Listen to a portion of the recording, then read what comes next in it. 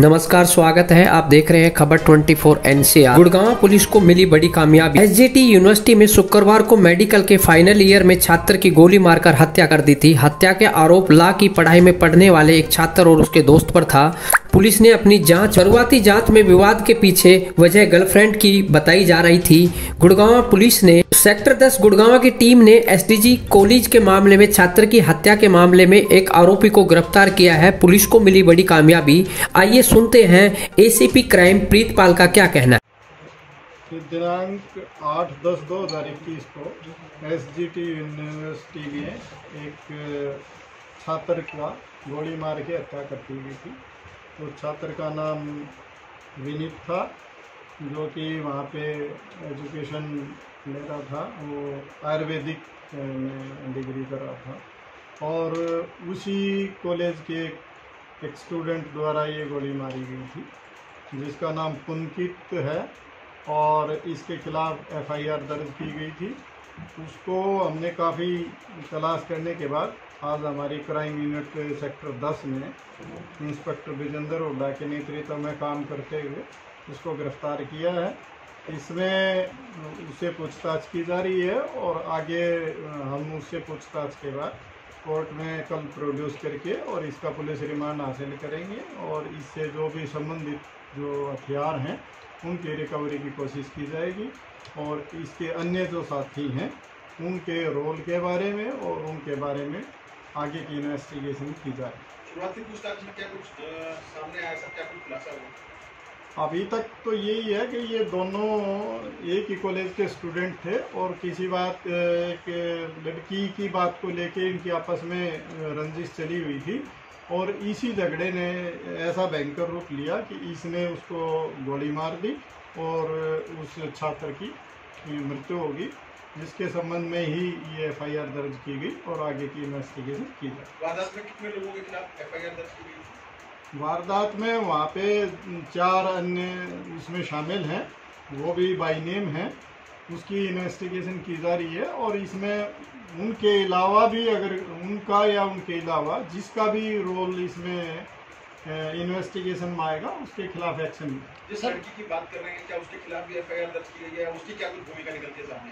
हाँ बिल्कुल, उसके खिलाफ भी FIR में बाय नेम है वो और अभी उसकी हम जांच कर रहे हैं और जिसका भी मैंने बताया कानून से ऊपर कोई भी नहीं है, जिसका भी रोल वेरीफाई होगा उसमें और उसकी हम गिरफ्तारी करेंगे। कंपाउंड में किस तरह से हथियार लेकर आए हैं? क्या कुछ प्री प्लान तरीके से, योजनाबद्ध तरीके से हत्या की वारदात को अंजाम दिया? अभी ये सारी चीज़ें पूछी जा रही हैं क्योंकि अभी गिरफ्तारी हुई है और इन्वेस्टिगेशन की जा रही है और इन्वेस्टिगेशन में जैसी पूछताछ में चीज़ें सामने आएंगी वो आपके साथ शेयर की। कहाँ से गिरफ्तारी हुई है? कहाँ इसने फरारी काटी सर? ये आज छावला गांव के पास अपने फादर से पैसे लेने आया था और वहाँ से पुलिस ने इसको अरेस्ट किया है और अभी इससे पूछताछ जारी। पहले भी कुछ आपराधिक रिकॉर्ड रहा है सर इसका? हाँ बिल्कुल, पहले भी ये एक मर्डर के केस में शामिल रहा है। ये दिल्ली का मुंडका पुलिस स्टेशन का 2016 का केस था जिसमें ये गिरफ्तार हुआ था और उसकी इन्वेस्टिगेशन दिल्ली पुलिस ने की। सर कोई हथियार भी बरामद हुआ है? अभी तो मैंने आपको बताया कि इसको गिरफ्तार किया गया है और उसकी जानकारी आपको दे रहे हैं। उसके अभी पूछताछ करके और जो भी इसमें संबंधित जो भी हथियार हैं उनको रिकवर करने की कोशिश की जाए। ये कहीं हत्या करने के बाद बाहर दूसरे प्रदेश में तो नहीं गया? नहीं, ये हाँ दूसरे प्रदेश तो दिल्ली भी हमारे साथ दूसरा ही प्रदेश है और ये छित्ता भाग रहा था और कुछ इसके अपने लोग इसको शरण दे रहे थे।